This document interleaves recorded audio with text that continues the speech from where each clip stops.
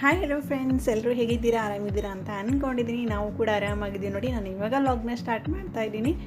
ಈಗ ಮುಂಜಾನೆ ಬ್ರೇಕ್ಫಾಸ್ಟು ಅಂದರೆ ನಾಷ್ಟಕ್ಕೋಸ್ಕರ ನಾನು ಫಡ್ಡನ್ನು ಹಾಕ್ತಾಯಿದ್ದೀನಿ. ಇವಾಗ ಮುಂಜಾನೆ ನಾಷ್ಟಕ್ಕಂತ ಫಡ್ಡನ್ನೇ ಹಾಕಿದ್ದೆ. ಸೊ ಫಡ್ಡ ಮತ್ತು ಆಮೇಲೆ ಗುತ್ಪಂಗ್ಲ ಅಂತ ಕರೀತಾರೆ ಅಲ್ವಾ ನಮ್ಮ ಸೈಡ, ಇದ್ರ ಜೊತೆ ತೆಂಗಿನಕಾಯಿ ಚಟ್ನಿನ ಮಾಡಿದ್ದೆ. ಹಾಗೆ ಸಾಂಬಾರು ಕೂಡ ಮಾಡಿದ್ದೆ, ಶೇಂಗಾ ಸಾಂಬಾರು ಮಾಡಿದ್ದೆ. ಇದ್ರ ಜೊತೆ ಶೇಂಗಾ ಸಾಂಬಾರು ಜೊತೆ ತುಂಬಾ ಚೆನ್ನಾಗಿರುತ್ತೆ ತಿನ್ನಲಿಕ್ಕೆ. ಅದಕ್ಕೋಸ್ಕರ ವಿಡಿಯೋ ಮಾಡಲಿಕ್ಕೆ ಆಗ್ತಿಲ್ಲ, ಯಾಕಂತಂದರೆ ಮನೆ ಕ್ಲೀನಿಂಗ್ ಎಲ್ಲ ಇತ್ತು. ಶ್ರಾವಣ ಮಾಸ ಅಲ್ವಾ, ಸೊ ಪತ್ರಿ ಎಲ್ಲ ಏರಿಸ್ತೀವಿ ದೇವರಿಗೆ. ಸೊ ಎಲ್ಲ ಕ್ಲೀನಿಂಗ್ ಎಲ್ಲ ಮಾಡ್ತಾಯಿದ್ವಿ. ಸೊ ಅದಕ್ಕೋಸ್ಕರ ವಿಡಿಯೋನ ಮಾಡಲಿಕ್ಕೆ ಆಗ್ತಿಲ್ಲ.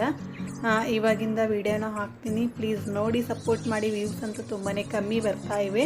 ಇವಾಗ ಫಡ್ಡನ್ನು ಟರ್ನ್ ಮಾಡಿ ಹಾಕೋತಾ ಇದ್ದೀನಿ. ನೀವು ಸಪೋರ್ಟ್ ಮಾಡಿದರೆ ಎಲ್ಲನೂ ಆಗ್ಬೋದು, ಯಾಕಂದರೆ ನಾವು ಕಷ್ಟಪಟ್ಟು ವಿಡಿಯೋನ ಮಾಡ್ತೀವಿ, ಅದಕ್ಕೆ ಪ್ರತಿಫಲ ಸಿಕ್ಕರೆ ತುಂಬಾ ಖುಷಿಯಾಗುತ್ತೆ. ಸೊ ಅದಕ್ಕೋಸ್ಕರ ವಿಡಿಯೋನ ನೋಡಿ ಇಷ್ಟ ಆದರೆ ಒಂದು ಲೈಕ್ ಮಾಡೋದನ್ನು ಮರಿಬೇಡಿ. ಹಾಗೆ ವಿಡಿಯೋನ ಒಂದು 5 ಮಿನಿಟ್ಸ್ ಆದರೂ ನೋಡಿ, ಅಥವಾ 2-3 ಮಿನಿಟ್ಸ್ ಆದರೂ ನೋಡಿ, ಆನಂತರ ಕಮೆಂಟನ್ನು ಮಾಡಿ ಅಂತ ನಿಮ್ಮ ಹತ್ರ ಕೇಳ್ಕೊತಾ ಇದ್ದೀನಿ. ಇವಾಗ ಫಡ್ಡನ್ನು ಟರ್ನ್ ಮಾಡಿ ಹಾಕೋತಾ ಇದ್ದೀನಿ. ಇವಾಗ ಒಂದು ಫಂಕ್ಷನ್ ಇದೆ, ಹೋಗಬೇಕು, ನಾವು ಬೇರೆ ಊರಿಗೆ ಹೋಗೋದಿದೆ. ಸೊ ಅದಕ್ಕೋಸ್ಕರ ಫಡ್ಡನ್ನು ಹಾಕಿ ತಿಂದ ನಂತರ ಪೂಜೆ ಎಲ್ಲನೂ ಮುಗಿದಿದೆ. ಇವಾಗ ಪೂಜೆ ಮುಗಿದ ನಂತರ ಫಡ್ಡನ್ನು ಹಾಕಿ ತಿಂದು ನಂತರ ನನ್ನ ಮಗಳಿಗೆ ರೆಡಿ ಮಾಡಿ ನಾನು ರೆಡಿಯಾಗಿ ಹೋಗಬೇಕು ಇವಾಗ ಫಂಕ್ಷನ್ಗೆ. ಇದು ಫಂಕ್ಷನ್ ಒಂದು ಹಳ್ಳಿಯಲ್ಲಿದೆ. ಸೊ ನಾನು ರೆಡಿಯಾಗಿ ನನ್ನ ಮಗಳು ಕೂಡ ರೆಡಿ ಮಾಡಿಕೊಂಡು ಹೋಗಬೇಕು. ಇವಾಗ ದೂರ ಇದೆ, ಸ್ವಲ್ಪ ದೂರನೇ ಇದೆ, ಒಂದು 30 ಕಿಲೋಮೀಟ್ರ್ ಆಗ್ಬೋದು ಇಲ್ಲಿಂದ, ಗುಲ್ಬರ್ಗದಿಂದ. ಸೊ ಹೋಗಬೇಕು ಇವಾಗ ರೆಡಿಯಾಗಿ. ಇವಾಗ ತಿನ್ನಲಿಕ್ಕೆ ಫಡ್ ರೆಡಿಯಾಗಿವೆ ನೋಡಿ. ನಾನು ತೆಂಗಿನಕಾಯಿ ಚಟ್ನಿ ಜೊತೆ ತಿಂತಾಯಿದ್ದೀನಿ ಫಡ್ಡನ್ನು. ಫಡ್ ಯಾರ್ಯಾರಿಗೆಲ್ಲ ಇಷ್ಟನೋ ಸೊ ಒಂದು ಲೈಕ್ ಮಾಡೋದನ್ನು ಮರಿಬೇಡಿ. ಇವಾಗ ಸಾರಿ ಹಾಕ್ಕೊಂಡು ರೆಡಿಯಾಗಿದ್ದೀನಿ. ನನಗೆ ವಿಡಿಯೋ ಮಾಡಲಿಕ್ಕೆ ಆಗಲಿಲ್ಲ, ಯಾಕಂದರೆ ನಾನು ರೆಡಿಯಾಗಿ ಅಡುಗೆಲ್ಲನೂ ಮಾಡಿ ನನ್ನ ಮಗಳಿಗೆ ರೆಡಿ ಮಾಡಿ ಟೈಮ್ ಆಗೋಯಿತು. ಸೊ ಲೇಟ್ ಆಗಿತ್ತು ಫಂಕ್ಷನ್ ಹೋಗೋಕ್ಕೆ. ಸೊ ಅದಕ್ಕೋಸ್ಕರ ಏನು ಮಾತಾಡಲಿಕ್ಕೆ ಆಗಲಿಲ್ಲ. ಸೊ ಇದೊಂದು ವಿಡಿಯೋ ಇತ್ತು, ಶೇರ್ ಮಾಡ್ಕೊಂಡಿದ್ದೀನಿ. ಇವಾಗ ಕಾರಲ್ಲಿ ಹೋಗ್ತಾ ಇದ್ದೀವಿ. ಈ ಫಂಕ್ಷನ್ ಹೋಗ್ತಾ ಇರೋದು ಒಂದು ಹಳ್ಳಿಯಲ್ವಾ, ಸೊ ತುಂಬಾ ನೇಚರೆಲ್ಲನೂ ಹಸಿರಾಗಿ ತುಂಬಾ ಚೆನ್ನಾಗಿರುತ್ತೆ.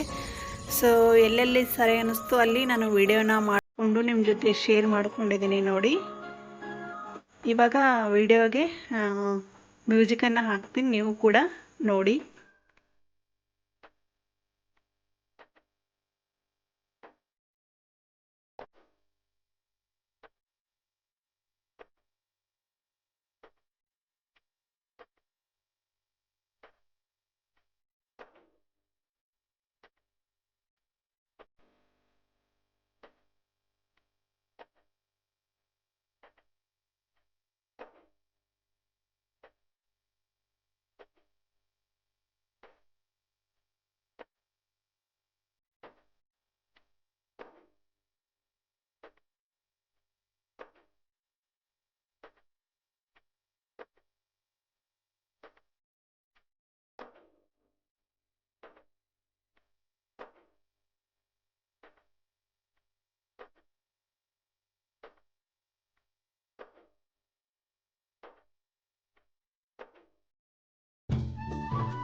ಇದು ಕಲಬುರಗಿ ಏರ್ಪೋರ್ಟ್ ನೋಡಿ.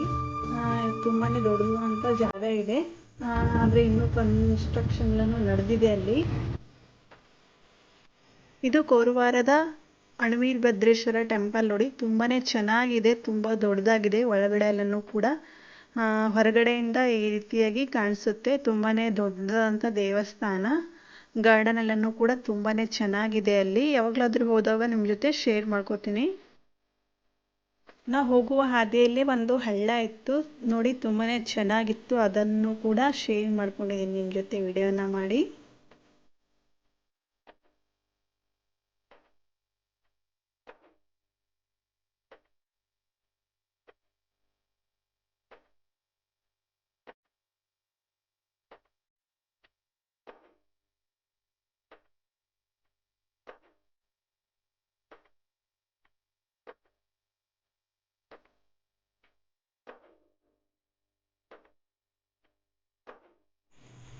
ಇವಾಗ ನಾವು ಊರು ಸಮೀಪ ಬಂದ್ವಿ.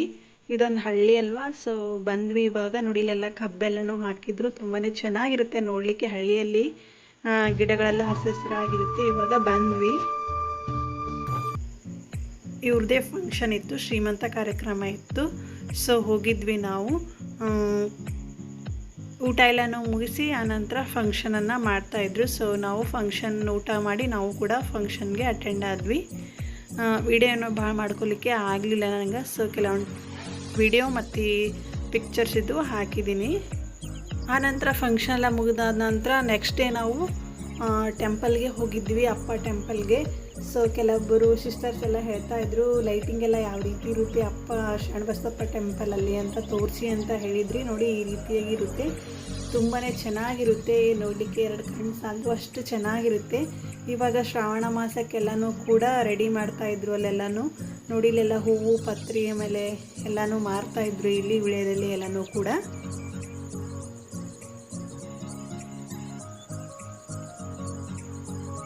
₹20 ಒಂದು ಮೊಳ ಅಂತೆ ಹೂವು. ಗುಲಾಬಿ ಹೂವು 30 ರೂಪಾಯಿಗೆ 1 ಮೊಳ ಅಂತ ಹೇಳ್ತಾಯಿದ್ರು. ನೋಡಿ ಇಲ್ಲಿ ಈ ರೀತಿಯಾಗಿ ಕಾಣುತ್ತೆ. ನೈಟ್ ಎಲ್ಲ ಶಾಪ್ ಇದೆ ಅಲ್ವಾ. ಸೊ ತೆಂಗಿನಕಾಯ್ದು ವಿಭೂತಿ, ಕುಂಕುಮ, ಹಾಗೆ ಕೈ ಕಟ್ಕುಮ ದಾರ ಮತ್ತು ಎಲ್ಲನೂ ಇರುತ್ತೆ ಅಲ್ವಾ. ಸೊ ಎಲ್ಲನೂ ಇರುವ ಶಾಪಲ್ಲಿ ಈ ರೀತಿಯಾಗಿ ಕಾಣಿಸುತ್ತೆ ಸಂಜೆ ಟೈಮಲ್ಲಿ. ನಾವು ಹೋಗುವಾಗ ಇನ್ನೂ ಪೂಜೆ ನಡೆದಿತ್ತು. ಸೊ ಹೋಗಿದ್ವಿ ನಾವು ಕೂಡ. ಅಲ್ಲಿ ಕ್ಯೂ ಇರುತ್ತೆ. ಸೊ ಕ್ಯೂವಲ್ಲಿ ನಿಂತು ದರ್ಶನವನ್ನು ಮಾಡಬೇಕು. ಈ ಕಡೆ ಬಂದರೆ ಇಲ್ಲಿ ದಾಸವಾಳ ಇದೆ, ಹಾಗೆ ತೆಂಗಿನಕಾಯಿ ಹೊಡೆಯುವ ಸ್ಥಳ ಕೂಡ ಇಲ್ಲೇ ಇದೆ. ಇಲ್ಲೇ ಹೊಡಿಬೇಕು ತೆಂಗಿನಕಾಯಿ ಕೂಡ. ಈಗ ಶ್ರಾವಣ ಮಾಸ ಅಲ್ವಾ. ಸೊ ದಾಸವಾಳ ಎಲ್ಲನೂ ಯಾವಾಗಲೂ ಚಾಲು ಇರುತ್ತೆ, ಆದರೆ ಈಗ ಡೈಲಿ ಇರುತ್ತೆ. ಸೊ ನೋಡಿ ಈ ರೀತಿಯಾಗಿ ಕ್ಯೂ ಎಲ್ಲನೂ ಇರುತ್ತೆ. ಇವಾಗ ಶ್ರಾವಣ ಮಾಸದಲ್ಲಿ ತುಂಬ ಜನ ಇರ್ತಾರೆ ದರ್ಶನಕ್ಕೋಸ್ಕರ, ಅದಕ್ಕೋಸ್ಕರ ಈ ರೀತಿಯಾಗಿ ಮಾಡಿದ್ದಾರೆ.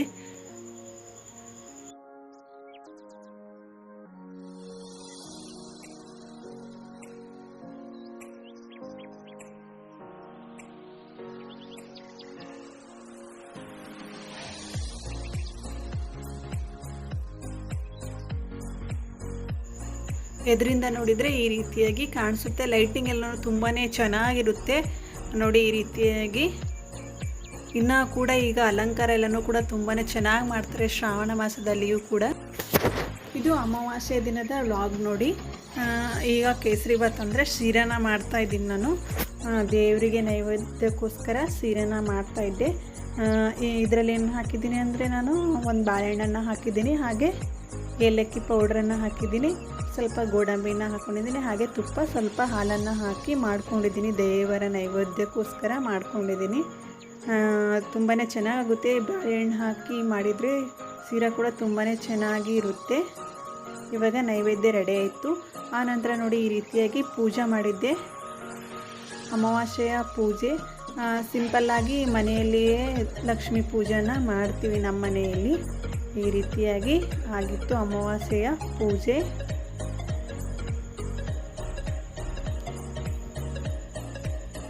ಪೂಜೆಯನ್ನು ಯಾವ ರೀತಿಯಾಗಿದೆ ಅಂತ ನನಗೆ ಕಮೆಂಟ್ನಲ್ಲಿ ಹೇಳಿ. ಕೆಲವರು ತುಂಬಾ ಗ್ರ್ಯಾಂಡಾಗಿ ಮಾಡ್ತಾರೆ 5 ಶುಕ್ರವಾರ ಶ್ರಾವಣ ಮಾಸದಲ್ಲಿ. ನಮ್ಮ ಮನೆಯಲ್ಲಿ ಮಾಡ್ತೀವಿ ಇಷ್ಟೇ ಸಿಂಪಲ್ಲಾಗಿ. 5 ಶುಕ್ರವಾರನೂ ಇದೇ ರೀತಿಯಲ್ಲಿ ಮಾಡ್ತೀವಿ. ಅಲ್ಲಿ ತೆಂಗಿನಕಾಯಿ ಗಿಡ ಬೆಳೆದಿದೆ ಅಲ್ವಾ. ಸೊ ಶ್ರಾವಣ ಮಾಸದಲ್ಲಿ ಈಗ ಏರಿಸಿದೆಯಲ್ವಾ ತಂಬಿಗೆ ಮೇಲೆ ತೆಂಗನ ಇಟ್ಟು ಪೂಜೆ ಮಾಡ್ತೀವಿ ಅಲ್ವಾ. ಸೊ ಅದೇ ಮಾಡಿದ್ದು ತೆಂಗಿನಕಾಯಿ ಗಿಡ ಅಷ್ಟು ದೊಡ್ಡದಾಗಿದೆ ನೋಡಿ. ಇವಾಗ ತುಂಬಾ ದೊಡ್ಡದಾಗಿದೆ. ಎಲ್ಲಾದರೂ ಈಗ ಹೊಲದಲ್ಲಿ ಹೋಗಿ ಹಚ್ಚಬೇಕು ಅದು.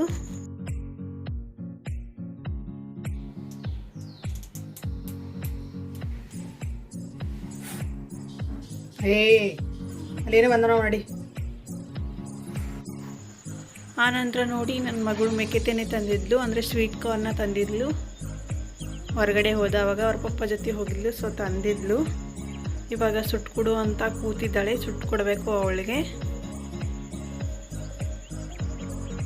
ತುಂಬಾ ಚೆನ್ನಾಗಿರುತ್ತೆ, ಹೆಲ್ತ್ಗೂ ಕೂಡ ತುಂಬಾ ಒಳ್ಳೆಯದು. ಸ್ವೀಟ್ ಕಾರ್ನ್ ಮೆಕ್ಕೆತಿನಿ ಅಂತ ಕರೀತಾರೆ ನಮ್ಮ ಸೈಡಲ್ಲಿ. ಇವಾಗ ಸುಟ್ಟು ಕೊಡಬೇಕು ಅವಳಿಗೆ.